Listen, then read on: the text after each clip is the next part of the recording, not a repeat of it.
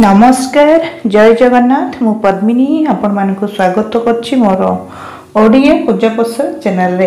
तेबे आज आमे आलोचना करिबा श्रावण सोमवार विषय रे, जोथिरे भगवान भोलेनाथ को भक्ति और श्रद्धा सहित पूजा करा जाय थाय। तेबे श्रावण मास होछि भगवान भोलेनाथंकर शिवंकर प्रिय मास। प्रत्येक सोमवार एही मासरे उपवास करी भगवान शिवं को क्षीर जल बेलपत्र और फूल द्वारा पूजा करा जाय थाय। एही दिन उपवास करी विवाह संपूर्ण हेबा, स्वामी सुख आध्यात्मिक शक्ति सहित आम जीवन रे बहुत सुख और समृद्धि बढ़ी थाय। तेबे श्रावण सोमवार पूजा केमती करा जाय थाय?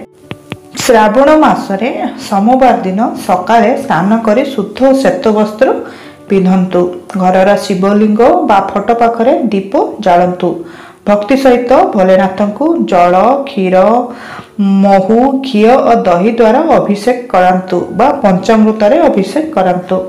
बेलपत्र अक्षत फूल और धूप दीप द्वारा भगवान भोलेनाथ आरती करंतु। ओम नमः शिवाय मंत्र जप करंतु 108 थर 1008 थर आपण जेते पारुछंती। ता सहित भोलेनाथ बा शिव चालीसा बा शिव अष्टकम पाठ करंतु। तेबे दर्शक बंधु, श्रावण मास आरंभ हो सारी और सोमवार जदि आपण पूर्णमी हिसाब रे मानुचंती ताले सोमवार भी आरंभ हो सारी। तेबे पूर्णमी हिसाब रे 10 जुलाई गुरुवार रु श्रावण मास आरंभ, तेणु करी 14 जुलाई रे प्रथम सोमवार श्रावण सोमवार। किंतु जदि आमे संक्रांति हिसाब रे नबा तो संक्रांति आमर कर्कट संक्रांति पड़ुछि 16 तारीख बुधवार, तेणु करी बुधवार परे जो सोमवार आछि सेटा होछि श्रावण सोमवार फर्स्ट सोमवार संक्रांति हिसाब रे, और सेटा पड़ुछि 21 तारीख। तेबे भोलेनाथ को खुशी करिया पई भोलेनाथंकर प्रिय फूल श्रावण सोमवार रे निश्चय चढ़ांतु। भोलेनाथंकर प्रिय फूल होछि बेलपत्र, तो निश्चित प्रिय भगवान भोलेनाथंकर 3 पत्र थिबा बेलपत्र निश्चित चढ़ांतु। ताकू सफा सुतरा करी भल भाव धोई की चंदन लगे पारे आहरी भल। भोलेनाथ पाखरे तुलसी पत्र दिया जाई न थाए। भोलेनाथ को जल ढालिबा सहित क्षीर मध्य ढाली पारिबे, ता सहित आपण नड़िया जल मध्य भोलेनाथ को चढ़ाई पारिबे। बेलपत्र को भोलेनाथ को चढ़ांतु। ता सहित भोलेनाथ धतुरा फूल बहुत प्रिय, धतुरा फूल मध्य आपण भोलेनाथ को चढ़ाई पारिबे। अरख फूल, कन्यर फूल, अपराजिता फूल, ता सहित नीलकमल, नीलकमल जदि आपन को मिलुची भोलेनाथ को आपण चढ़ाई पारिबे।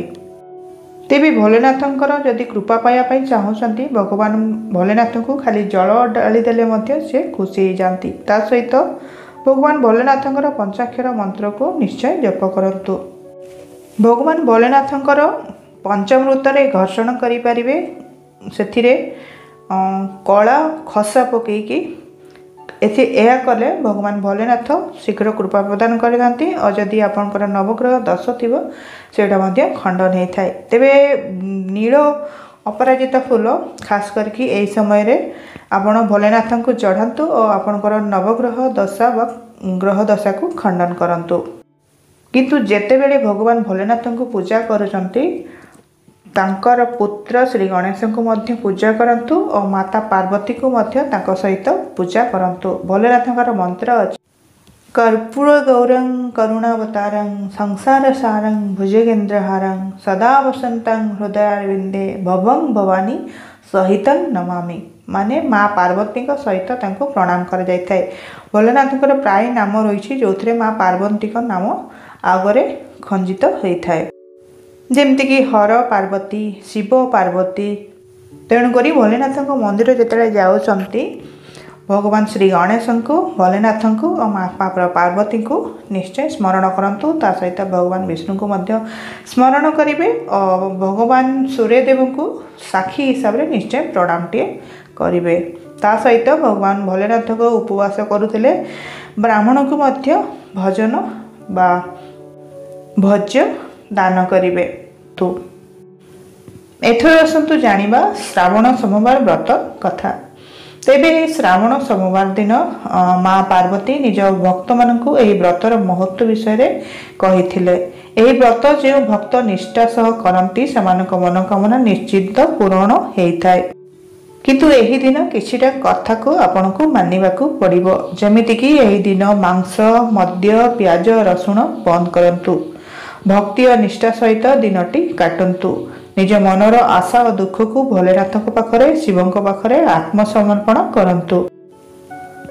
तेबे सोमवार सप्ताह प्रथम दिन हेबा सहित यह एक पवित्र एवं शुभ दिन भाव में गणा जाइथाय। एही दिनटी मूलतः भगवान शिवों को पूजा उपासना पई उद्दिष्ट।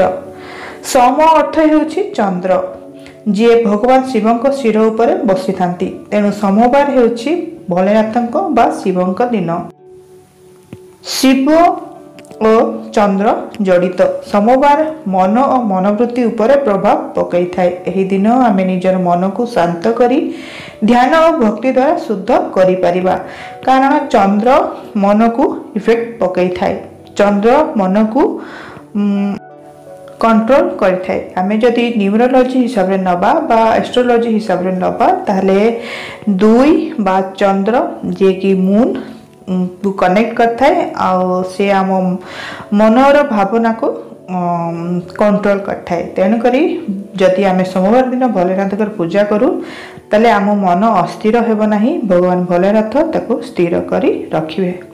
तेणुक सोमवार दिन शिव मंदिर में बहुत भिड़ होता है। भक्त माने क्षीर जल बेलपत्र फूल द्वारा भगवान भोलेनाथ अभिषेक करथांती। अनेक भक्त यही दिन उपवास कर शिवों अनुग्रह आशा करथांती, खास करके श्रावण मासरे कार्तिक मासरे। तेबे श्रावण मास भगवान शिवों प्रिय मास। यही मासर निजत्व गोटे महत्व रही। एवं तार समस्त सोमवार अत्यंत पुण्यमय और शक्तिशाली। तेणुक सोमवार व्रत कले मन शांति रहे, विवाह रे सफलता मिलता है, आत्मिक उन्नति होता है, स्वास्थ्य और आयु रक्षा होता है। ता सहित पितृदोष निवारण होता है। ता सहित नवग्रह दोष खंडन होता है। तेणुक जदि आपण सोमवार बा श्रावण सोमवार पालन करुचंती ताले भोलेनाथ नाम रे जप करंतु। खास करके भोलेनाथ पंचाक्षर मंत्र ओम नमः शिवाय आपण 108 जपी पारिबे, नले 1108 बा 1008 थर जपी पारिबे। शिव चालीसा बा शिव अष्टकम मध्य पाठ करि पारिबे। शिव मंदिर को जाई भोलेनाथ शिवंकर अभिषेक करि पारिबे। दया क्षमा शांति और भक्ति धारण करी लोकमान को क्षमा करि पारिबे। आम हिंदू धर्म रे एही दिन गोटे सांस्कृतिक दिन भावे परिवार सहित मिसी शिव पूजा करा जाय थाए। एहा घर को शुभता और शांति आनी दे थाए।